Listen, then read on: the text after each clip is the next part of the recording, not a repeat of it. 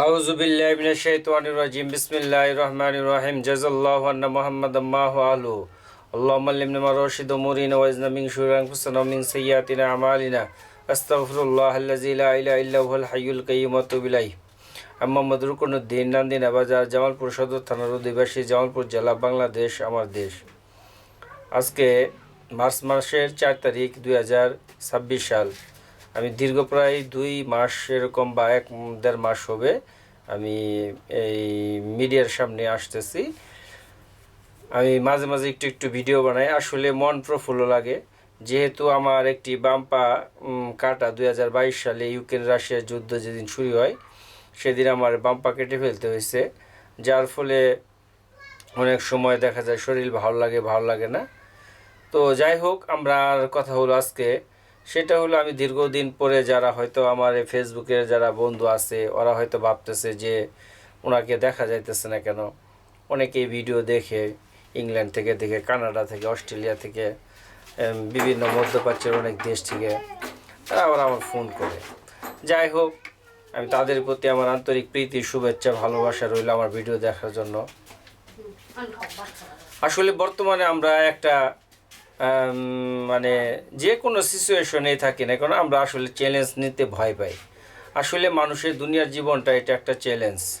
মানুষকে প্রতিটা মুহূর্তে চ্যালেঞ্জকে মোকাবেলা করেই চলতে হয়।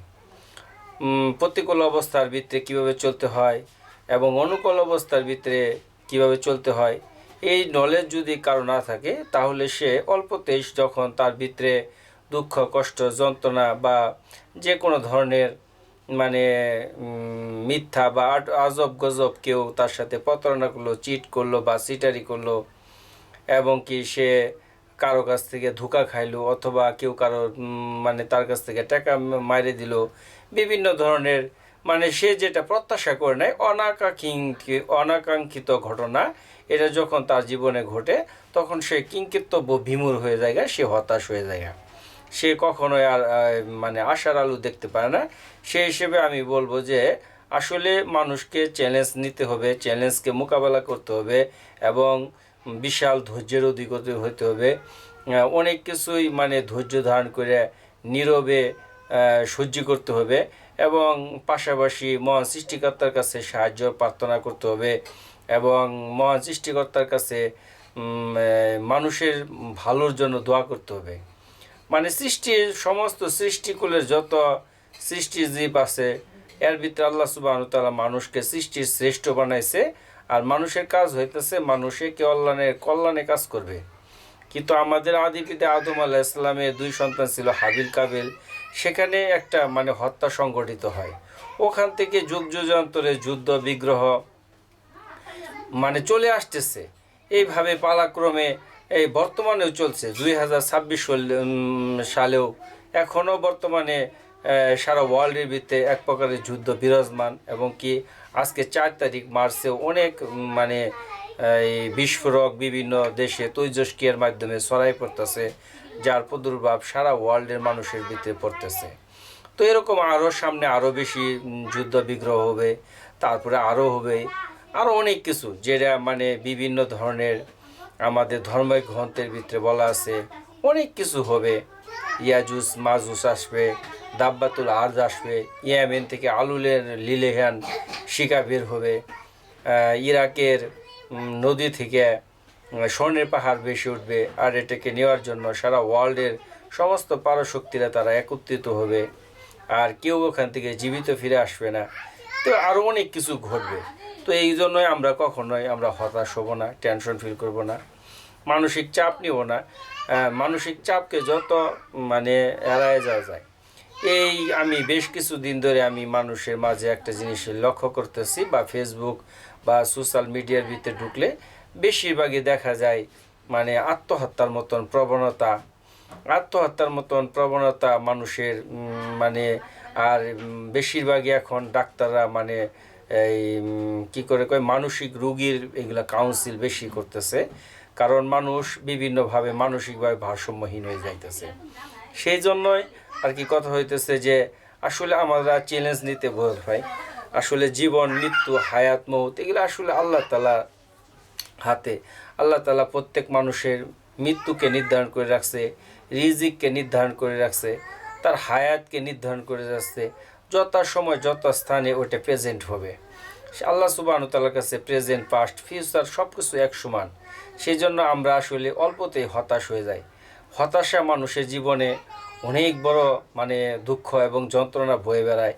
সেই জন্য আমার জীবনে যখনই হতাশার মতন কোনো কিছু ঘটবো, তখন আমি আসলে হতাশ না হয়ে তখন আমি বলবো ইন্না লিল্লাহি ওয়া ইন্না ইলাইহি রাজিউন। নিশ্চয়ই আল্লাহর জন্য এবং আল্লাহর দিকে আমাকে প্রত্যাবর্তন করতে হবে। এটাই হয়তো আল্লাহ তাআলা আমার জন্য কোনো ভালাই রাখছিল, উত্তম ফায়সালা রাখছিল। এর জন্য আমি নিজেকে কখনোই হতাশ হব না, আমি দোয়া পড়ব। আর যখন আমার কোনো খুশির সংবাদ আসবে, আমার কোনো প্রমোশন বা আমার কোনো এ ধরনের কিছু হবে, যেটার মাধ্যমে আমি উপলব্ধি করব যে আমার ভালো লাগা কাজ করতেছে, গুড ফিলিংস কাজ করতেছে, আমি ওই টাইমে বেশি আলহামদুলিল্লাহ বলবো। যখন আমি আল্লাহ সুবহানাহু ওয়া তাআলার শুকরিয়া আদায় করব, তখন আল্লাহ সুবহানাহু ওয়া তাআলা আমার প্রতি সন্তুষ্ট হবেন। আর এটা নিয়ে বেশি খুশি হওয়ারও কিছু নাই। মানুষের আজ সুখ কাল দুঃখ পশুর সুখ, এভাবে জীবন একটা চক্র আকারের মাধ্যমে মানুষকে আল্লাহ সুবহানাহু ওয়া তাআলা লিপিবদ্ধ করে রাখছেন। সেই জন্য এখন বেশিরভাগই দেখা যায় মানুষ ডিপ্রেশনের কারণে মানুষ বিভিন্ন রকমের মানসিক ভারসাম্যহীন হয়ে যাইতেছে। এবং কি আগামী প্রজন্মের জন্য বিশেষজ্ঞরা তারা সতর্কবার্তা দিতেছে যে মানুষ সামনে মহামারী আকার ধারণ করব এই হতাশা। কারণ মানুষ অতিমাত্রায় মোবাইলে আসক্ত, গেমসে আসক্ত, free fire, PUBG, Messenger, Instagram, WhatsApp, টিকটকে, এগুলোর ভিতরে আজকে ছোটো বাচ্চারা পর্যন্ত ড্রাগ এডিক্টেড হয়ে যাইতেছে। কারণ কি তাদের ভিতরে হতাশা।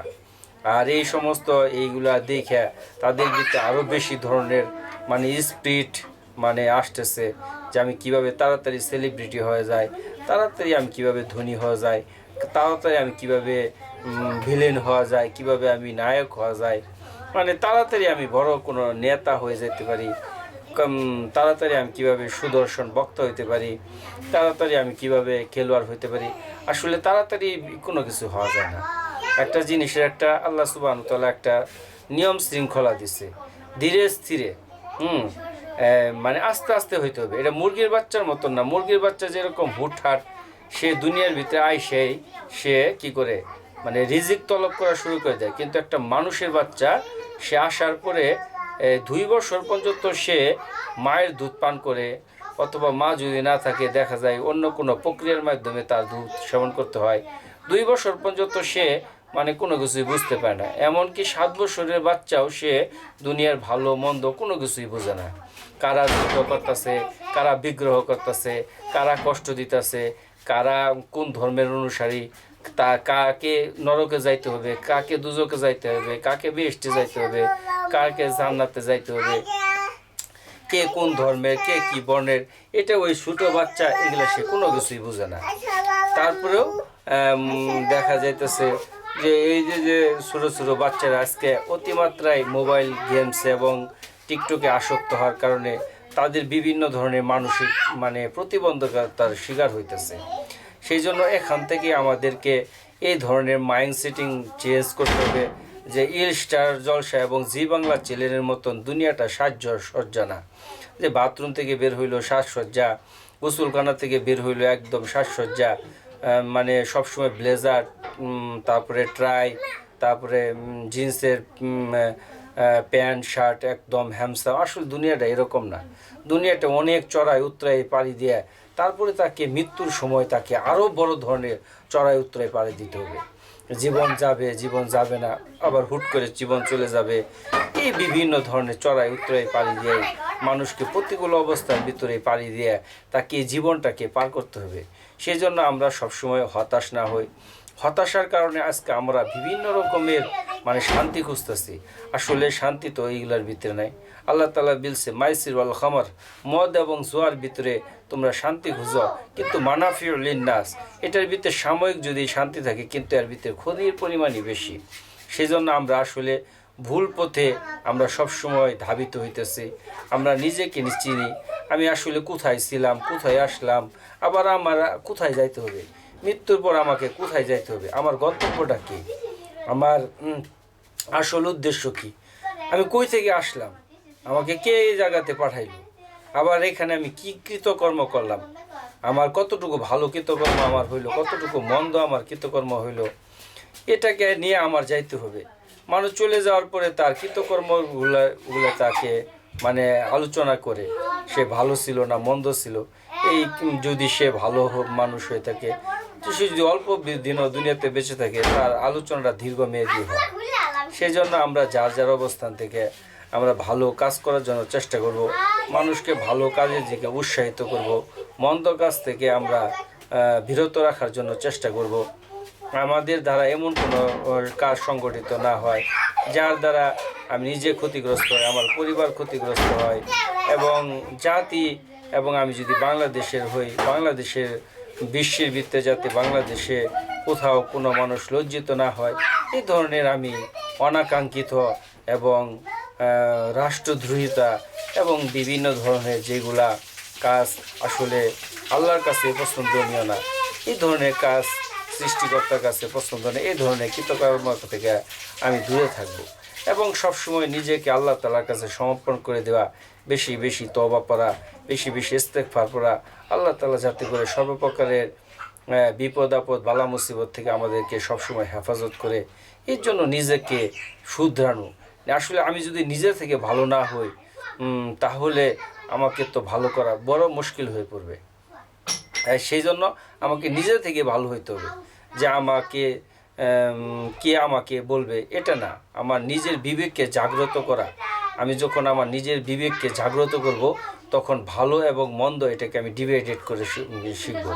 আর ভালো মন্দ যদি আমি ডিভাইডেড করতে না পারি, তফাৎ না করতে পারি, ফারাক না করতে পারি, ভাগ না করতে পারি, তাহলে আমি মানে কি করে কয়, আমার দ্বারা মানুষের কোনো কল্যাণ হবে না, আমার নিজের কোনো কল্যাণ হবে না, আমার পরিবারের কোনো কল্যাণ হবে না। সেজন্য জাতিকে কিছু উপহার দিতে হইলে আমাকে সবসময় ভালো চিন্তা চেতনা করতে হবে। এর দ্বারা অনেকে বলে ভালো কাজ করলে অনেক সমস্যা হয়। সমস্যা আসুক, প্রতিকূল অবস্থা আসবেই, আর এই প্রতিকূল অবস্থার ভিতরে আমাকে আগাইতে হবে। চ্যালেঞ্জ নিতে আমরা কেন ভয় পাই? কারণ চ্যালেঞ্জ আসবে, এর জন্য আমরা সর্ব অবস্থায় ভালো কাজ করার জন্য চেষ্টা করব। যার যার অবস্থান থেকে যতটুকু সাধ্য অনুযায়ী পারা যায়, ভালো অবস্থান থেকে অথবা যে অবস্থায় থাকি না কেন, আমাকে ভালো কিছু করার জন্য মানে চেষ্টা করতে হবে। তাহলেই আমি মানুষের মাঝে স্মরণীয় বরণীয় হয়ে থাকব। এর জন্য আমাকে চেষ্টা করতে হবে, আল্লাহর কাছে দোয়া করতে হবে, নিজের ভুলগুলাকে এগুলা লেখে লেখে এগুলাকে দূর করতে হবে, এবং কি মানুষের কল্যাণে নিজেকে নিয়োজিত থাকতে হবে। এবং আমার উপর যে আল্লাহ তাআলার মানে নিয়ামতগুলা দিছে, হাত দিছে, পা দিছে, চোখ দিছে, কান দিছে, এই সমস্ত নিয়ামতের শুকরিয়া আদায় করতে থাকবো। যার দুইটা হাত নাই, যার দুইটা চোখ নাই, যার দুইটা কান নাই, পা নাই, সে বুঝতে পারে এটার মানে কতটুকু কষ্ট, কতটুকু বেদনা, কতটুকু যন্ত্রণা। এটা অন্য কেউ বুঝবে না, এটা বললেও বুঝবে না। যাই হোক, আমি মহান সৃষ্টিকর্তার দরবারে শুকরিয়া আদায় করি যে আল্লাহ আমাকে দীর্ঘদিন পরে কথা বলার জন্য তৌফিক দান করছেন। তো স্লিপ টাং কাইন্ডলি আমার কথার ভিতরে ভুল হলে অবশ্যই ক্ষমা দৃষ্টিতে দেখবেন। মানুষ বলতেই ভুল হয়, কথা বলতে অনেক সময় একটা বলতে গিয়ে আরেকটা বলে হালকা দেখা যায় একদিকে কথা বলা হইতেছে, তো একটা বাজে কিছু তার মনের ভিতরে আসছে, অথবা বাইরে কোনো সাউন্ড অথবা কোনো শব্দের কারণে তার কথাবার্তাটা এলোমেলো হয়ে গেছে, অথবা আগেরটা পরে বলে আছে, পরেরটা আগে বলে ফেলাইছে, বিভিন্ন ধরনের। অথবা অনেক সময় দেখা যায় যে সঠিক কথাটা বলবার চাইতেছিল কিন্তু ভুলে অন্যটা বলে ফেলা হয়েছে।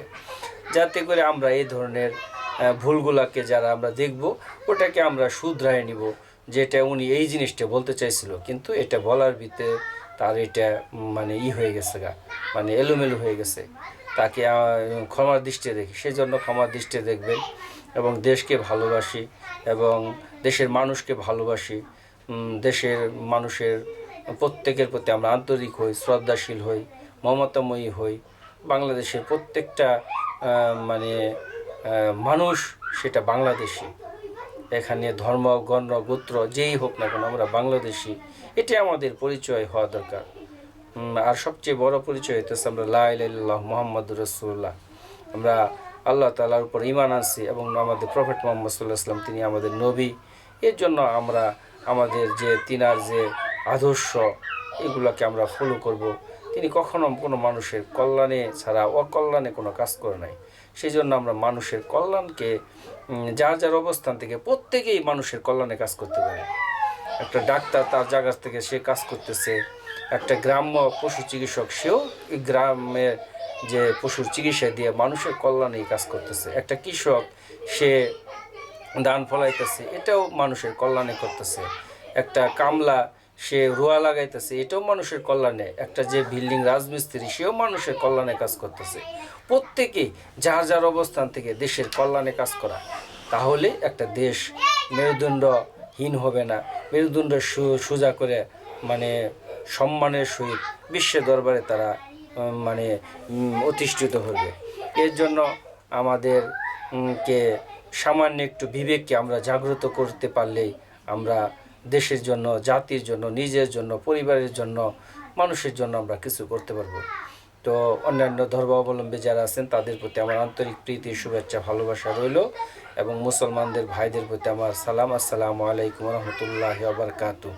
আল্লাহ সুবহানাহু তাআলা আমার কথাগুলোকে কবুল করুক, আল্লাহ তাআলা আমাকে হেদায়েত দান করুক, আল্লাহ তাআলা আমাদের সবাইকে ক্ষমা করে দেখ। যারা জীবিত আছে তাদেরকে আল্লাহ সুবহানাহু তাআলা শান্তি রহমতের ফয়সালা করুক। আসসালামু আলাইকুম রহমতুল্লাহি ওয়া বারাকাতুহু।